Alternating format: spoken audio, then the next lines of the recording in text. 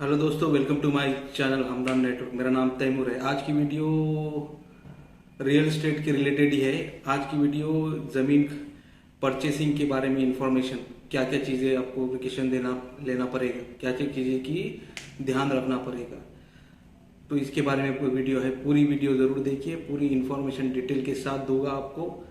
और क्या प्रोसेस रहती है और कैसा करना होता है, ये सब डिटेल में बताऊंगा। तो बने रहिए मेरी वीडियो के साथ।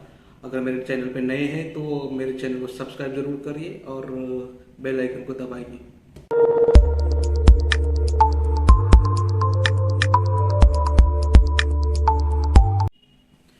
तो जैसे कि साथियों, मैं एक रियल एस्टेट कंसल्टेंट हूँ रायगढ़ में।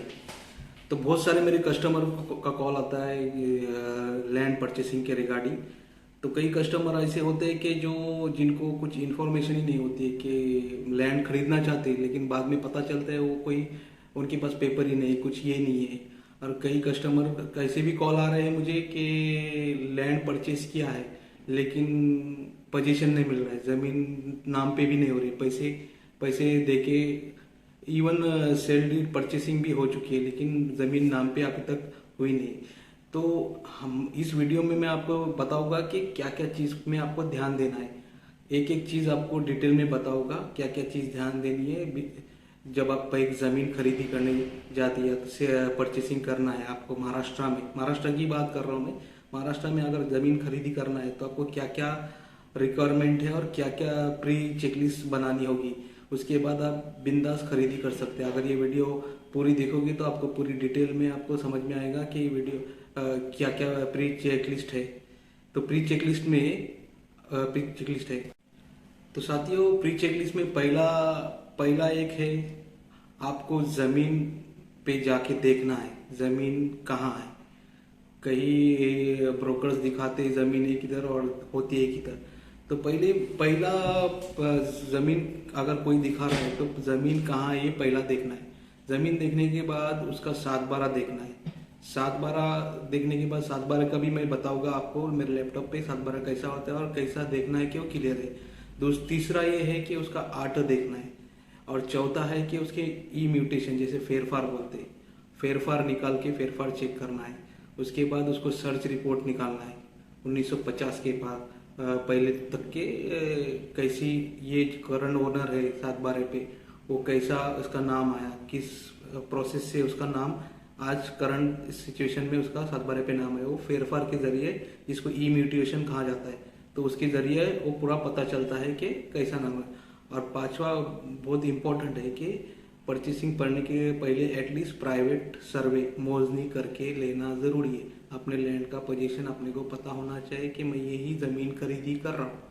ये 5 प्रोसेस है, ये बहुत ही इंपॉर्टेंट है।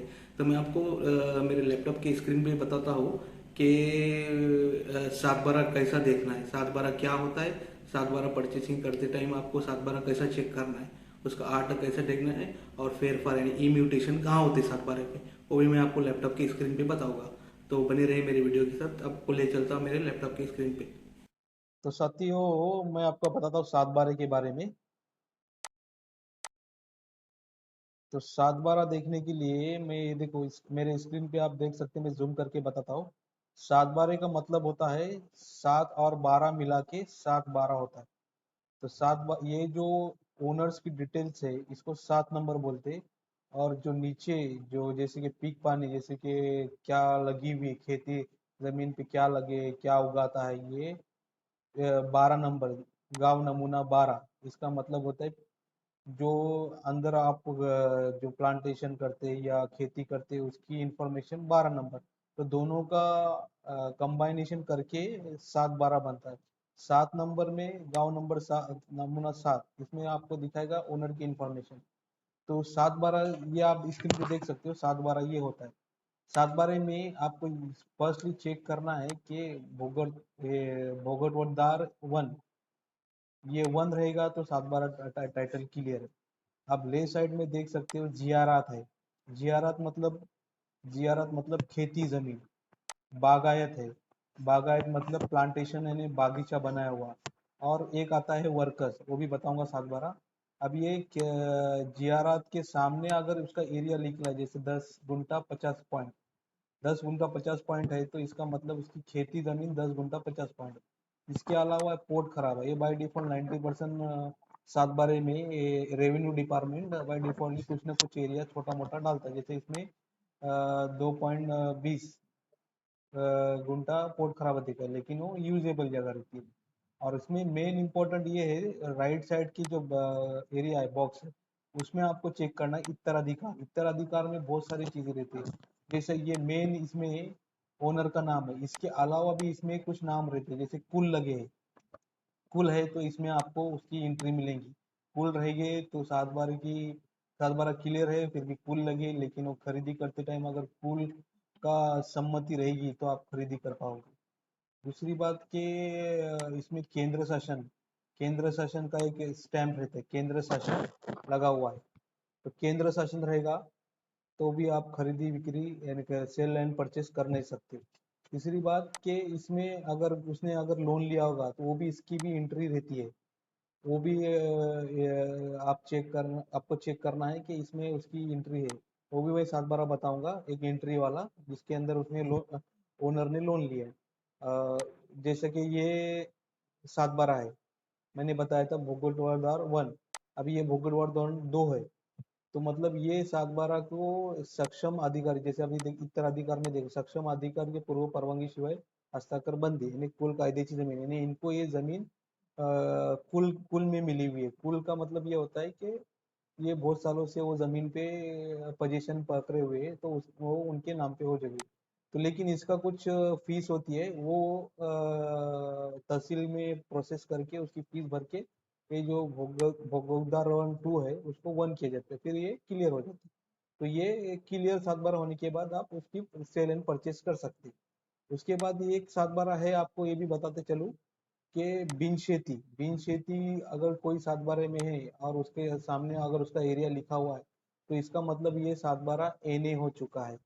ये 7/12 एन ए, जैसे अभी इसके सामने लिखा है बिन खेती मतलब ये एन ए हुआ है, तो 7/12 ये एन है, ये 7/12 का डिटेल है। 7/12 और ये उसका 8 है, जैसे मैं अ, अ, ये 7/12 सॉरी 835 चोगले फैमिलीज का। अब मेरे को इनके गांव में कितनी जमीन है और जमीन कितनी है, तो ये एंट्रीज अगर आप आटो के नाम से देखोगे तो आपको आट में ये एंट्री मिलेगी। अभी उस ये नंबर है 34 का 1 का अ, इसके अलावा कौन सा नंबर है, तो उसका आठ एंट्री खोलोगे, आठ निकालोगे तो आपको पता चलेगा 34 के अलावा 55 में भी है, 67 में भी सेम ओनर की जमीन है। तो ये हो गई 7/12 और 8, तो ये ऑनलाइन अवेलेबल है, आपको वेबसाइट में लिंक में दे दूंगा, आप भी चेक कर सकते हो। और दूसरी इम्पोर्टेंट है कि म्यूटेशन जो फेरफार बोला जाता है, फेरफार क्या होती है, फेरफार ये एंट्रीज है, ये देखो ये जो 7/12 में नीचे के बॉक्स में एंट्रीज रहती है, नंबर्स जो रहते हैं ब्रैकेट ब्रैकेट में, इससे ये पता चलता है कि इनके नाम, ये जो करंट ओनर है ये कैसे ये आज ओनर बने हैं, ये कैसे इनके नाम पे जमीन आई। तो ये जब आप ये पूरे इसकी एंट्रीज निकालोगे तो ये स्टेप बाय स्टेप आपको पता चलेगा, ये ईयर्स में ये नाम कट हुए, ये नाम के बाद ये इनने परचेस किया, ये नाम के बाद इनको ऐसी जमीन मिली, तो इनको ऐसी ये, तो ये 7/12 खरीदी करते टाइम ये इम्पोर्टेंट है कि आपको ये ई म्यूटेशन जो फेरफार बोला जाता है, ये एंट्रीज आपको निकालना है, ये आपको तलाठी और तहसील में एप्लीकेशन करके मिल जाते हैं। तो आप 7/12 खरीदी करते बार ये इम्पोर्टेंट देखिए कि इसके फेरफार आपको मिले, फेरफार निकालने के लिए।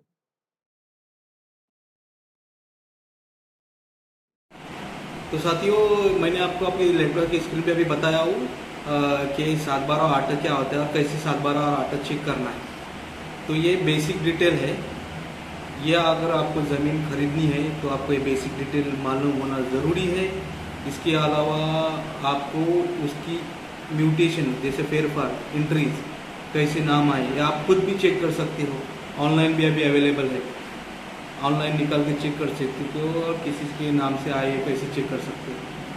और तीसरा जो है ई फेरफार का, चौथा जो है इसका सर्च रिपोर्ट अगर निकालना है आपको 1950 से अब तक पूरे ओल्ड 7/12, जैसे कि आपको बताता चलूँ कि कुछ साल पहले 7/12 के नंबर्स अलग थे फिर कुछ साल के बाद सर्वे होने के बाद कुछ चेंज हो गए, तो ओल्ड 7/12 किसके नाम था, आपको अगर 50 से 1950 से अगर आपको उसकी पूरी रिपोर्ट निकालनी तो वो भी आप निकाल सकते हो। एक लॉयर करना पड़ेगा या खुद भी निकाल सकते हो। उसकी सर्च रिपोर्ट रजिस्टर ऑफिस से जाके निकालना है कि सर्च रिपोर्ट में ये निकाला जाता है कि इसके मैं लेने के पहले ये 7/12 का किसी से डील हुआ है क्या, किसी से रजिस्ट्रेशन हुआ है क्या, तो आपको रजिस्ट्रेशन ऑफिस में मिल जाएगा। उधर एक एप्लीकेशन देके पर्टिकुलर ईयर्स का आपको डिटेल्स मिल जाएगी कि ये ईयर से ये ईयर तक ये 7/12 पे किसी ने खरीदी बिक्री या रजिस्ट्रेशन किया है क्या। और पांचवा जो इम्पोर्टेंट है, ज़मीन लेने के पहले प्राइवेट सर्वे ज़रूर करना। प्राइवेट सर्वे नहीं करोगे, आजकल इतने मसले चालू हैं कि ब्रोकर ज़मीन दिखाते हैं इधर, और जब खरीदी सेल डीड होने के बाद जब ज़मीन पे पोजीशन या ज़मीन पे कुछ काम करने जाते हो तो कोई और आके कहता है कि मेरी ज़मीन है। तो ये बहुत सारे प्रॉब्लम्स चालू है। ब्रोकर्स अपना ब्रोकरेज लेके निकल जाता है, आपके पैसे अंदर अटक चुके होते हैं, और फिर सर्वे करने के बाद पता चलता है आपकी ज़मीन बहुत जंगल के अंदर है या किसी और की ज़मीन पे आप। तो ज़मीन लेने के पहले जब फाइनलाइज होगा पेपर वगैरह सब, तो आप एक बार प्राइवेट सर्वे करके लेना ज़रूरी है। लीगल सर्वे तो बाद में करना ही है, लेकिन आपको आपकी ज़मीन प्रॉपर अपनी जगह पे जो बताई हुई है वही ज़मीन है क्या, इसके लिए आपको थोड़ा खर्च करके आपको प्राइवेट सर्वे करके आपको ज़मीन का पोजीशन देखना है। ये 5 चीज़ें आपको बहुत इम्पोर्टेंट है। दूसरी और एक इम्पोर्टेंट 7/12 में अगर गट नंबर है, जैसे नंबर 5 का 6, 7 का 8, ऐसे इसको बोला जाता है सर्वे नंबर। और गट नंबर सिर्फ एक नंबर होता है, नंबर 1, नंबर 2, नंबर 3, इसको गट नंबर होता है। गट नंबर होगा तो उसका गट नकाशा होता है, उसमें ही पता चलता है। लेकिन सर्वे नंबर होगा तो इसमें बहुत सारे केसेस इस सर्वे नंबर केसेस में पोजीशन का इशू बहुत आता है, क्योंकि ये पूरा एक जैसे 7 नंबर है, 7 के 10 पार्ट होते हैं, 7 का 1, 7 का 2, 7 का 3, 7 का 4, लेकिन उसका मैप जो रहता है 7 का सिंगल रहता है, और उसी में पार्ट वैल्यू रहते हैं 10 पार्ट, 7 का 1, 7 का 2, 7 का 3। तो कभी कभी पोजीशन में ये इशू आता है कि जब 7 का 1 बोल रहा है, अब 7 का 1 पार्ट है, वो ओनर की जगह ले रहे, 7 का 1 पार्ट वाला ओनर बोलता है कि ये मेरी रोड को लग की जगह है। जब आप पोजीशन लेने जाते हैं तो बाकी के लोग बोलते हैं नहीं, तुम्हारी इधर कैसे आई है, फिर हम कहाँ से जाएंगे, तो तुम्हारी जगह पीछे हो सकती है, या तो हमारे को रोड दो पीछे जाने के लिए। तो सर्वे नंबर अगर कहाँ केस मिलेगी, जैसे कि अभी बताया मैं, सर्वे नंबर 7 एक नंबर्स के पार्ट, तो उसका तो सर्वे करना ज़रूरी है। अगर आपको कोई प्रॉब्लम है तो मैं रायगढ़ में रियल एस्टेट का काम करता हूँ, लीगल वर्क भी देखता हूँ। कोई भी इशू है तो मेरा नंबर डिस्क्रिप्शन में दिया हुआ है, आप मुझे कॉल कर सकते हैं। भले मेरे से ज़मीन मत लो, भले मेरी ज़मीन मत लो, लेकिन मेरे से अगर सजेशन लेना चाहते तो मैं कभी भी आपको प्रॉपरली गाइडिंग करूँगा और प्रॉपरली इंफॉर्मेशन दूँगा। तो मैं और भी बहुत सारी इन्फॉर्मेशन देना चाहता हूँ, लेकिन वीडियो लंबी हो जाएगी। इसमें एनए का भी जो प्रोसेस बंद हो गया है, जो GR आया 12 जुलाई का, जिसमें एनए की खरीदी बिक्री मतलब सेल एंड परचेज जो बंद हो चुकी है, जो कि टीपी प्लान कंपलसरी किया है, तो किस वजह से किया है और क्यों किया है और उसकी प्रोसीजर क्या है, इसमें बता सकता था, लेकिन ये वीडियो बहुत लंबी हो जाएगी। तो 7/12 खरीदी बिक्री के बारे में जो डिटेल शॉर्ट में बताया हूँ मैं, वो आप अगर चेक करोगे लैंड परचेसिंग के टाइम। और हाँ, और एक इम्पोर्टेंट बात, अब बहुत सारे केसेस में ऐसा होता है कि महाराष्ट्र में ज़मीन लेनी है, ज़मीन पसंद आती, सब कुछ ओके, लेकिन जब परचेसिंग की बात आती है तो परचेसर के पास अपना खुद का 7/12 नहीं देना, एक फार्मर ने। और रूल ये महाराष्ट्र का है कि महाराष्ट्र में अगर ज़मीन खरीदी करनी है तो आपको खुद फार्मर होना ज़रूरी है। अभी इन ऐसे केसेस में अभी बहुत सारे लोग ऐसे कर रहे हैं कि राजस्थान में कुछ ज़मीन लेते, कुछ गुंठा, और उधर से फार्मर सर्टिफिकेट बना के लेते हैं, और फिर वो बेस पे यहाँ ज़मीन खरीदी करते हैं। तो महाराष्ट्र में ज़मीन लेने के लिए आपको फार्मर होना ज़रूरी, एग्रीकल्चर लैंड, नहीं, एग्रीकल्चर लैंड लेने के लिए आपको फार्मर होना ज़रूरी है, ये आपको ध्यान में रखना है। तो बस इतना ही, ज़्यादा वीडियो लंबी न करते हुए आपको होप आपको वो पूरी शॉर्ट में इंफॉर्मेशन दिया हो आप ध्यान में रखोगे। और कुछ भी अगर प्रॉब्लम है, कुछ भी सजेशन चाहे तो मेरा नंबर लिंक में है, आप मुझे कॉल कर सकते हो। मैं आपको पूरा गाइडिंग करूँगा ज़मीन के बारे में। और मेरी वीडियो पसंद आई तो मेरी वीडियो को लाइक करें, और मेरे चैनल पे नए हो तो मेरे चैनल को सब्सक्राइब ज़रूर करना।